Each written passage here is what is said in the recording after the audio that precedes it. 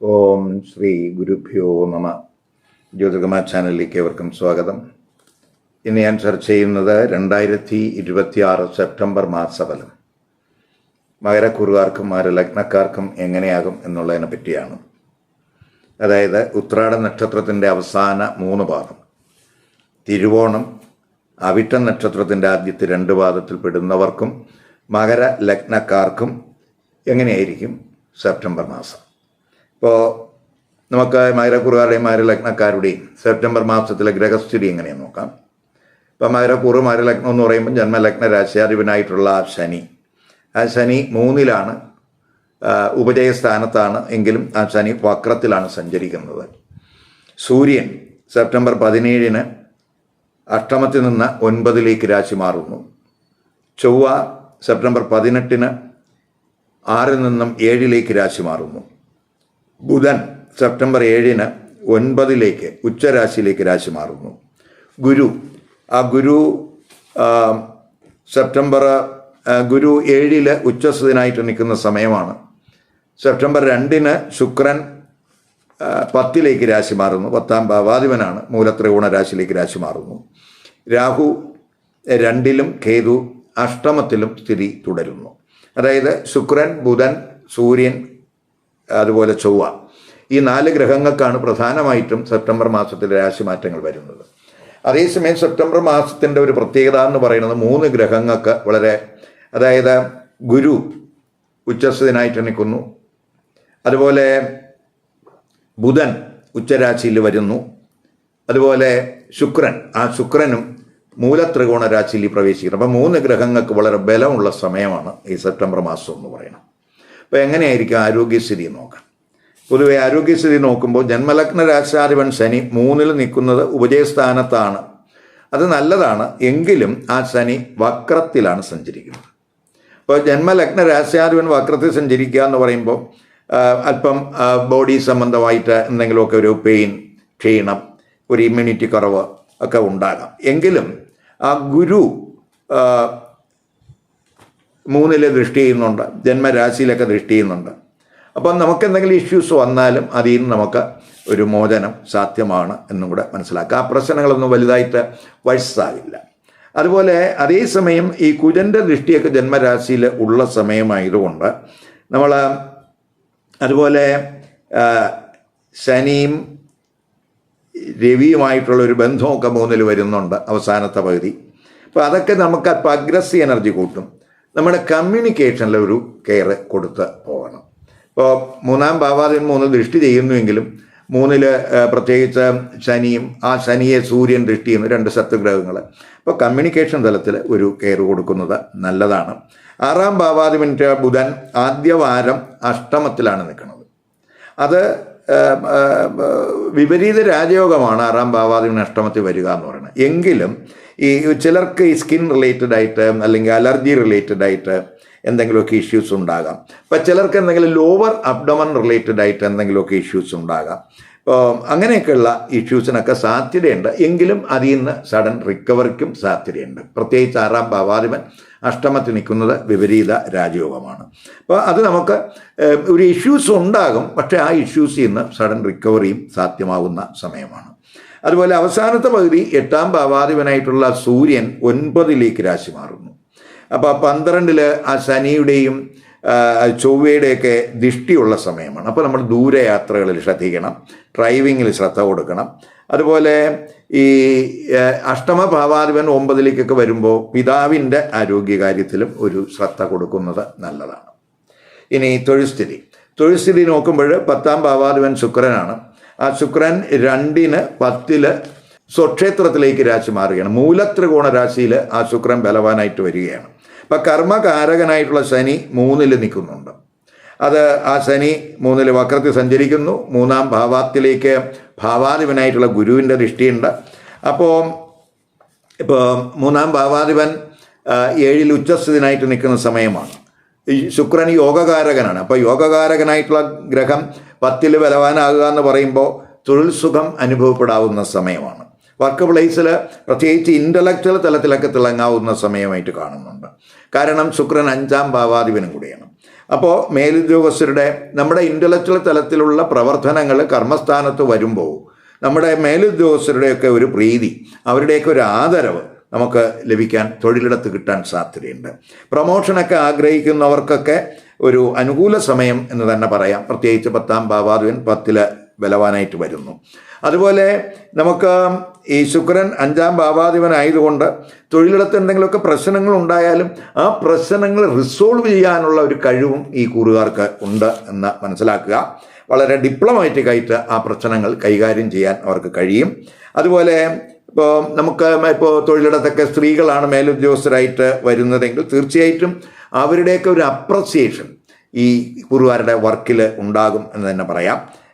അതുപോലെ തന്നെ ചിലരെ സംബന്ധിച്ചിടത്തോളം 10ാം ഭാവാധിപനായിട്ടുള്ള ശുക്രൻ 4ലൊക്കെ ദൃഷ്ടി ചെയ്യുന്നുണ്ട്. അപ്പോൾ ചില ഈ മൾട്ടിനാഷണൽ കമ്പനികളുടെയൊക്കെ ഈ വർക്ക് വീട്ടിലൊക്കെ ഇരുന്ന് ചെയ്യുന്നവരെ സംബന്ധിച്ചിടത്തോളം അവർക്കും സുഖാനുഭവം ഉണ്ടാകുന്ന സമയമാണ്. തൊഴിൽ അന്വേഷിക്കുന്നവർക്ക് അനുകൂല സമയമാണ്. ടെസ്റ്റിലായാലും ഇൻ്റർവ്യൂകളിലായാലും അവർക്കൊക്കെ അതിൽ തിളങ്ങാനാകും. ഉയർന്ന വിജയത്തിന് സാധ്യമാണ്. തൊഴിൽ ലഭിക്കുന്നതിനും അനുകൂല സമയമാണ്. വിദേശത്ത് തൊഴിൽ അന്വേഷിക്കുന്നവർക്ക് അനുകൂല സമയമായിട്ട് കാണുന്നുണ്ട്.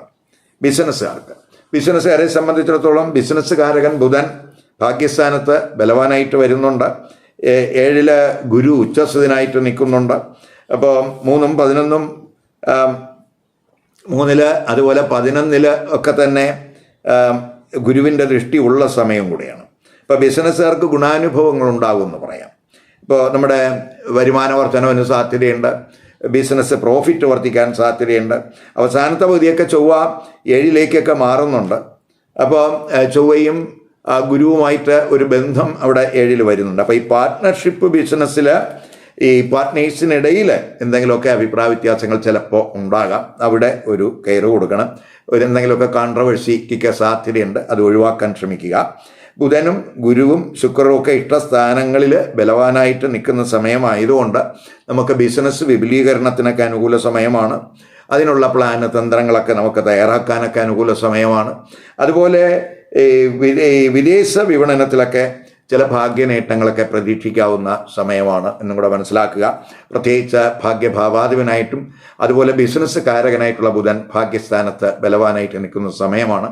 അതൊക്കെ ഫോറിൻ അന്തർദേശീയ വ്യാപാരത്തിലൊക്കെ ഇടപെടുന്നവർക്ക് ഗുണാനുഭവം ഉണ്ടാകും.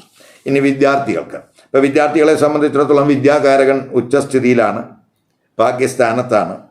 5ാം ഭാവാധിപനെ ശുക്രൻ, യോഗകാരകനായ ശുക്രൻ 10ൽ മൂലത്രികോണരാശിയിൽ ബലവാനായിട്ട് നിൽക്കുകയാണ്. ഇപ്പോൾ പഠിതാക്കൾക്കും വളരെ അനുകൂല സമയമാണ്. പരീക്ഷകളിൽ ഉയർന്ന പെർഫോമൻസ്, ഉന്നത വിജയമൊക്കെ പ്രതീക്ഷിക്കാവുന്ന സമയമാണ്. ജ്ഞാനകാരകനായിട്ടുള്ള ഗുരു ഉച്ചസ്ഥനായിട്ട് നിൽക്കുന്നു. ജന്മരാശിയിൽ ഗുരുവിൻ്റെ ദൃഷ്ടിയുണ്ട്. ഉന്നത പഠനം അതുപോലെ ഗവേഷണം ഇവകളിലൊക്കെ നേട്ടങ്ങൾ പ്രതീക്ഷിക്കാവുന്ന സമയമാണ്. ഇപ്പോൾ പഠനത്തിൽ ഒരു പരിവർത്തനത്തിൻ്റെ സമയം, ഒരു ട്രാൻസ്ഫോർമേറ്റീവ് പീരീഡാണ് പഠിതാക്കളെ സംബന്ധിച്ചിടത്തോളം ഈ സെപ്റ്റംബർ മാസം. ഉന്നത പഠനത്തിന് ആഗ്രഹിക്കുന്നവർക്ക് അവർ ആഗ്രഹിക്കുന്ന വിഷയത്തിൽ തന്നെ അഡ്മിഷനൊക്കെ സാധ്യമാകുന്ന സമയമാണ്. ആത്മീയ തലത്തിലൊക്കെ ഫോക്കസ് കൂടുന്നവർക്ക് പ്രത്യേകിച്ച് ഒരു ഡിവൈൻ ബ്ലെസ്സിങ്സ് കിട്ടുന്നതിനും സാധ്യതയുണ്ട്. ഇനി ധനസ്ഥിതി ചിന്തിക്കുമ്പോൾ 2ാം ഭാവാധിപനായിട്ടുള്ള ശനി 3ൽ വക്രത്തിലാണ്. 2ലാണെങ്കിൽ രാഹു ഉണ്ട്. ആദ്യ വാരം ബുധൻ രാഹുവിനെ ദൃഷ്ടി ചെയ്യുന്നുണ്ട്. ആദ്യ പകുതി സൂര്യനും ആ രാഹുവിനെ ദൃഷ്ടി ചെയ്യുന്നുണ്ട്. അപ്പോൾ 11ാം ഭാവാധിപനായിട്ടുള്ള ചൊവ്വ ആദ്യ പകുതി 6ലും അതിനുശേഷം 7ലും സഞ്ചരിക്കുന്നു. അപ്പം ധനകാരകൻ ഗുരു ഉച്ചസ്ഥനാണ്.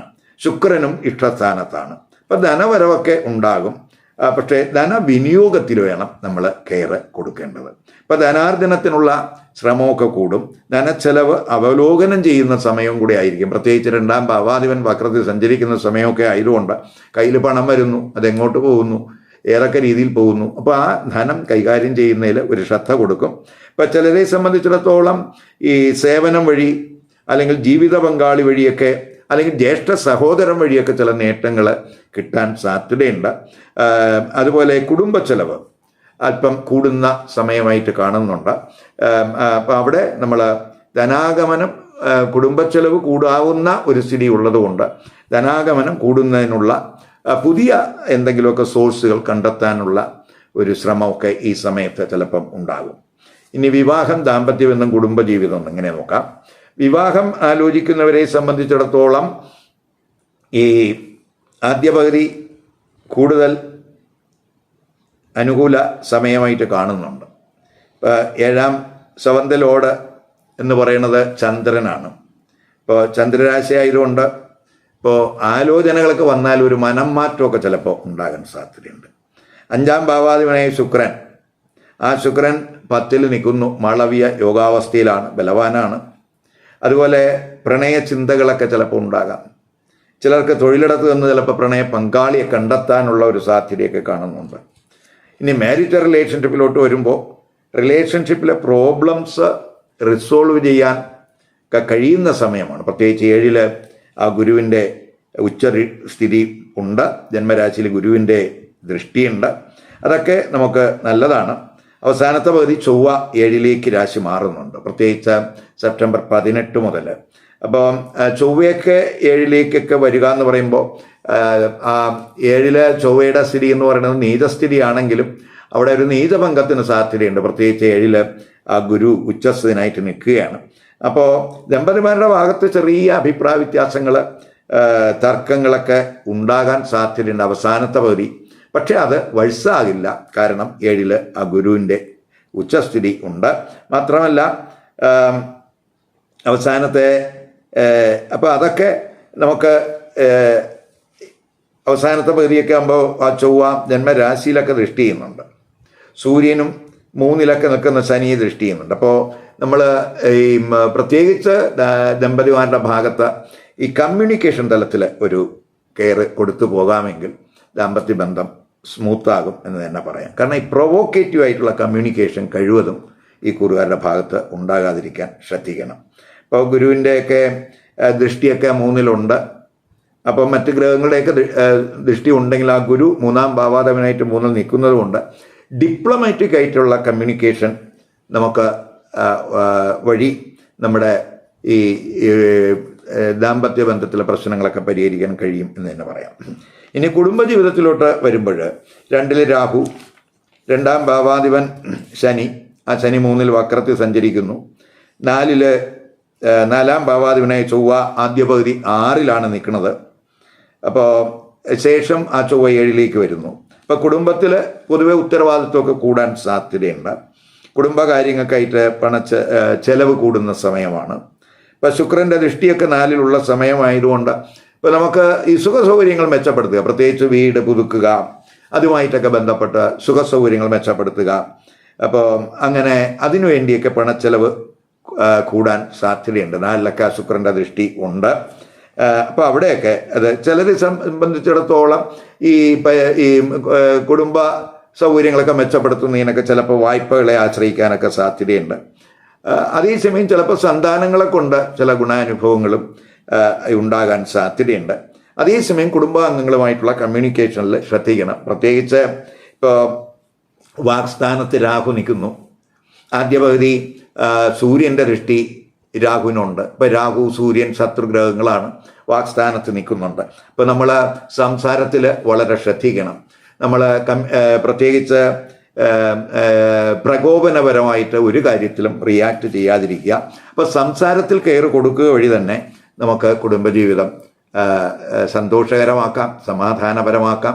അതുപോലെ ദാമ്പത്യ ബന്ധത്തിലും ആ ഗുണാനുഭവം നമുക്ക് ഉണ്ടാകും എന്ന് തന്നെ പറയാം. സെപ്റ്റംബർ 5, 6, 10, 11, 19, 20 ഈ തീയതികൾ അത്രത്തോളം അനുകൂല ദിവസങ്ങളല്ല. അതുകൊണ്ട് ഈ ദിവസങ്ങളിൽ കഴിവതും ശുഭകർമ്മങ്ങൾ ഒഴിവാക്കുക. പുതിയ സംരംഭങ്ങൾ തുടങ്ങുന്നവർ അതും ഈ ദിവസങ്ങളിൽ ഒഴിവാക്കുക. സുപ്രധാന തീരുമാനങ്ങളും ഈ ദിവസങ്ങളിൽ ഒഴിവാക്കാൻ ശ്രദ്ധിക്കുക. അപ്പോൾ ഇവിടെ ഞാൻ സൂചിപ്പിച്ചതെല്ലാം ഈ മകരക്കുറുകാരുടെയും മകരലഗ്നക്കാരുടെയും ഗോചര ഗ്രഹസ്ഥിതി അനുസരിച്ചിട്ടുള്ള പൊതുഫലങ്ങളാണ്. അതായത് ഇപ്പോഴത്തെ ഗ്രഹസ്ഥിതി അനുസരിച്ചുള്ള ഫലങ്ങളാണ്. ഇപ്പോൾ മകരക്കുറുകാരെ സംബന്ധിച്ചിടത്തോളം അവരുടെ ലഗ്നം, മകരലഗ്നം ചിലർക്ക് മാത്രമേ വരികയുള്ളൂ. ഇപ്പോൾ ചിലർക്ക് മകരലഗ്നം ആയിരിക്കില്ല, മറ്റേതെങ്കിലും രാശിയായിരിക്കും ലഗ്നരാശിയായിട്ട് വരുന്നത്. അപ്പോൾ മറ്റു ലഗ്നരാശി വന്നിട്ടുള്ള മകരക്കുറുകാരെ സംബന്ധിച്ചിടത്തോളം അവർ അവരുടെ ലഗ്നരാശി ഏതെന്ന് കണ്ട് ആ ലഗ്നരാശിയുമായിട്ട് ബന്ധപ്പെട്ട് പറയുന്ന ഫലം കൂടെ ഈ ഫലത്തിനോടൊപ്പം കമ്പൈൻ ചെയ്ത് കേൾക്കുക. എങ്കിൽ മാത്രമേ സെപ്റ്റംബർ മാസത്തിലെ ആ ഗോചര ഫലം നമുക്ക് കറക്റ്റായിട്ട് ഒരു ചിത്രം കിട്ടുകയുള്ളൂ. അപ്പോൾ ഇവിടെ പറഞ്ഞതെല്ലാം ഇപ്പോഴത്തെ ഗ്രഹസ്ഥിതിയാണ്. അതേസമയം ജാതകത്തിൽ ഇപ്പോൾ ഈ കുർല നക്ഷത്രക്കാർക്ക് അല്ലെങ്കിൽ ഈ ലഗ്നക്കാർക്ക് ജാതകത്തിൽ ഇപ്പോൾ ഏത് ഗ്രഹത്തിൻ്റെ ദശ അപകാരം ഛിദ്രം നടക്കുന്നു, ആ ഗ്രഹങ്ങളെല്ലാം തന്നെ ജാതകത്തിൽ ഇഷ്ടസ്ഥാനത്താണോ അനിഷ്ടസ്ഥാനത്താണോ, ഇതിനനുസരിച്ച് ഈ പൊതുഫലത്തിൽ ഏറ്റക്കുറച്ചിലുണ്ടാകും. അപ്പം അതൊക്കെ നമുക്ക് ജാതക നിരീക്ഷണത്തിലൂടെ മാത്രമേ പറയാൻ കഴിയുകയുള്ളൂ എന്ന് മനസ്സിലാക്കുക. ഈ വീഡിയോ ഇഷ്ടപ്പെട്ടുവെങ്കിൽ ലൈക്ക് ചെയ്യുക, ഷെയർ ചെയ്യുക. അതുപോലെ സബ്സ്ക്രൈബ് ചെയ്യാത്തവർ സബ്സ്ക്രൈബ് ചെയ്ത് കാണുക. മറ്റൊരു പുതിയ വിഷയമായി അടുത്ത വീഡിയോയിൽ കാണാം. നമസ്കാരം.